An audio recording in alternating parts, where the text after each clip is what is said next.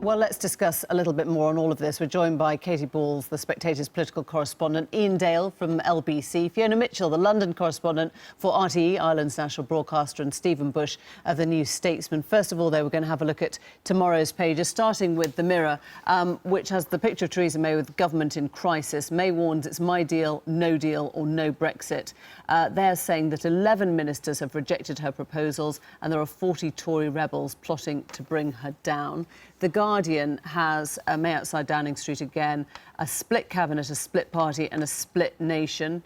And they also have that number, 11 members of the cabinet, to speak out against the deal, but the PM saying it's best for Britain. The Daily Telegraph, a slightly softer both picture and headline. There will be difficult days ahead, but they too concede that she's facing a furious backlash after she's accused of railroading controversial Brexit deal through cabinet.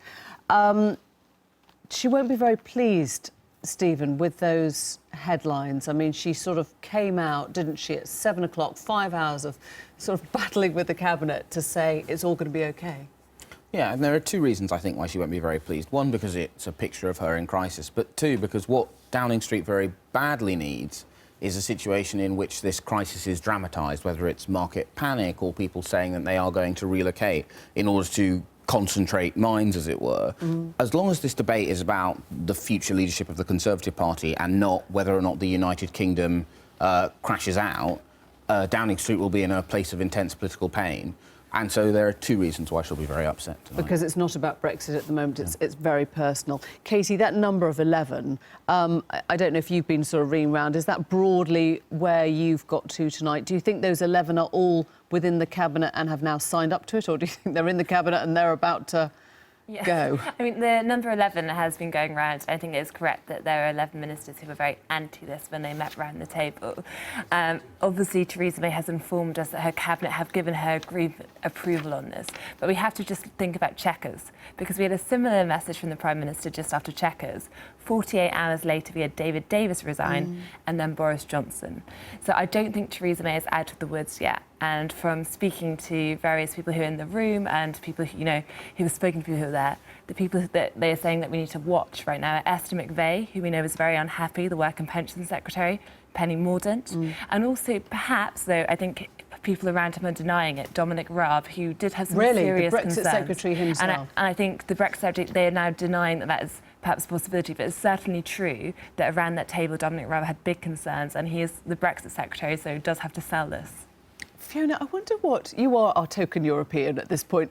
What does Europe... There you go. OK, you are our EU for now. And I wonder what they're thinking of all this, because they were watching, the ambassadors were all watching, and then they got sent home when Theresa May's cabinet meeting went on too long.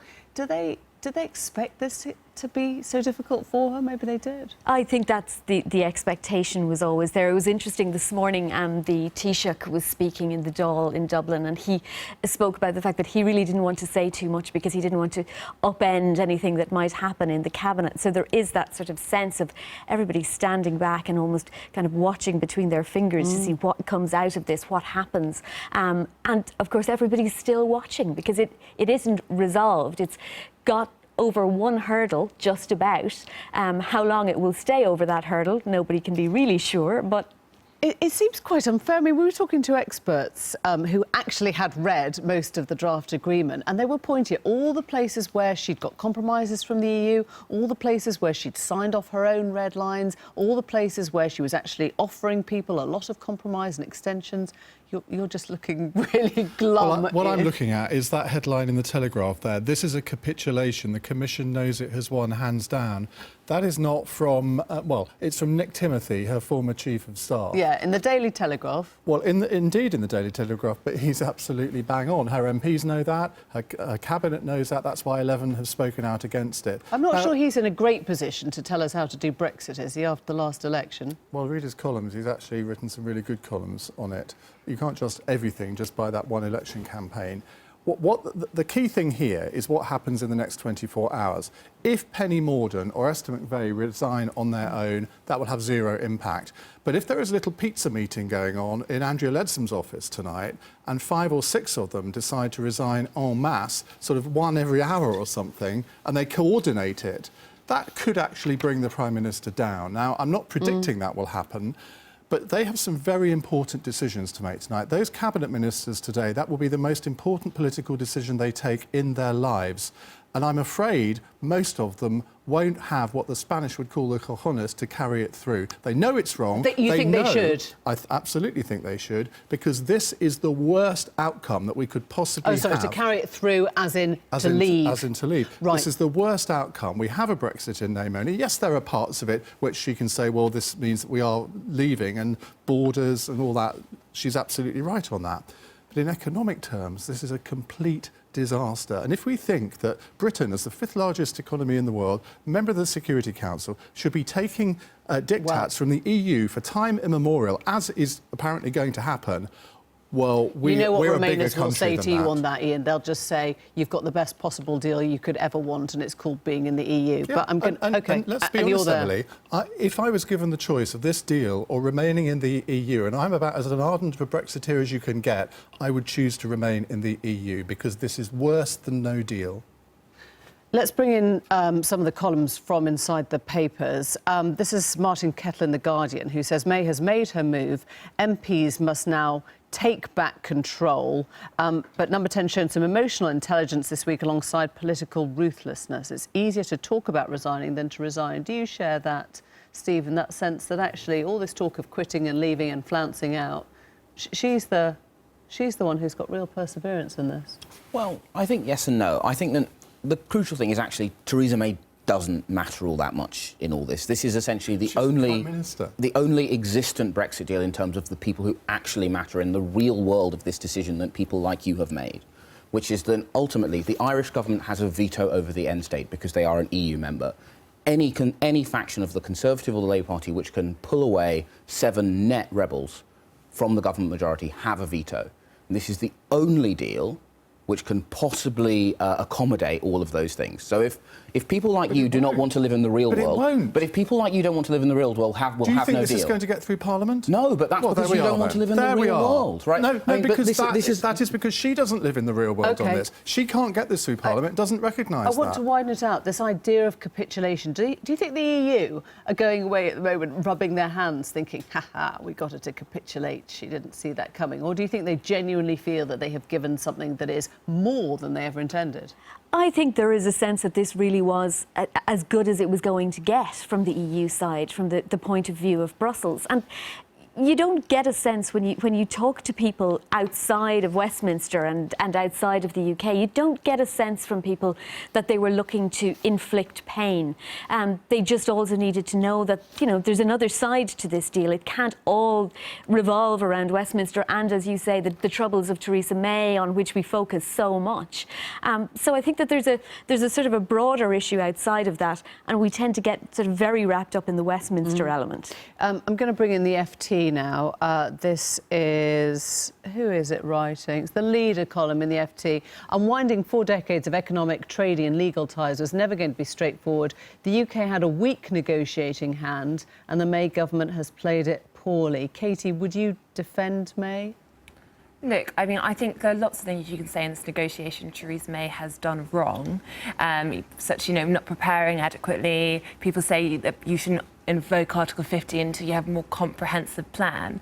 But that said, I do think that she has had, you know, a very difficult thing to do. And actually, if you're going to look at where this started to change from Number 10's perspective, because in that leader it does mention how she made promises she hasn't kept and so forth, it's when she lost her Conservative majority and it got a lot harder to push for this, you know, this version of Brexit, which meant taking bigger risks because she didn't have a Tory majority. And I think that's partly how we got to where we are. And I think what Iain's right. This deal is not going to make a lot of Brexiteers happy, and actually we're probably in you know least worst option mode. But I did speak to speaking to different things. The most convincing argument I've heard in favour of this is that if you look at that referendum result, it's very close, 52-48. And this makes everyone equally unhappy. Yeah, a lot of the Brexiteers voted on immigration. Yeah. That is dealt with here. And you've kept that line, and you've kept us close to the customs union. Do you think, right from the very beginning, the Lancaster House speech in which Theresa May seemed to offer Brexiteers everything they could possibly dream of was a mistake, looking back, that she should have kept? I think she meant it at the time. but she hasn't been able to deliver on it. And I think she's been very badly served by her chief European advisor, Ollie Robbins. I think a lot of this you can put down to him because he didn't seem to understand the European Union position and seemed to capitulate to everything they ever wanted, and didn't allow her two Brexit secretaries to actually act as Brexit secretaries. They were sort of... And if Katie's right, and if she is about or could possibly lose another one, Dominic Raab, this can't survive without her own Brexit secretary, can it? I do think the bigger issue is it's very difficult to see how this deal can pass Parliament, but it's also very difficult to imagine any other deal because I think it's an important thing. The Irish government does have a veto over the end state, and we are the only country with an EU border that has been the site of a civil war within all of our lifetimes, right? So that is a unique and special circumstance. And Ireland is worried. Well, yes, there's a sense. I mean, the Taoiseach has spoken in the last hour or so in Dublin, and he's talked about the fact that this is a satisfactory agreement, but there's relief, but there's still that element of watching what is happening in Westminster and knowing that there are any variation of things that could happen in the coming days, which would just completely and totally turn everything on its head. Whether that would be Dominic Raab resigning, whether that would be the vote not getting through Parliament, huge amount of options. I'm going to give the last answer to whoever's going to be brave enough to tell me that vote will get through Parliament. No, it won't.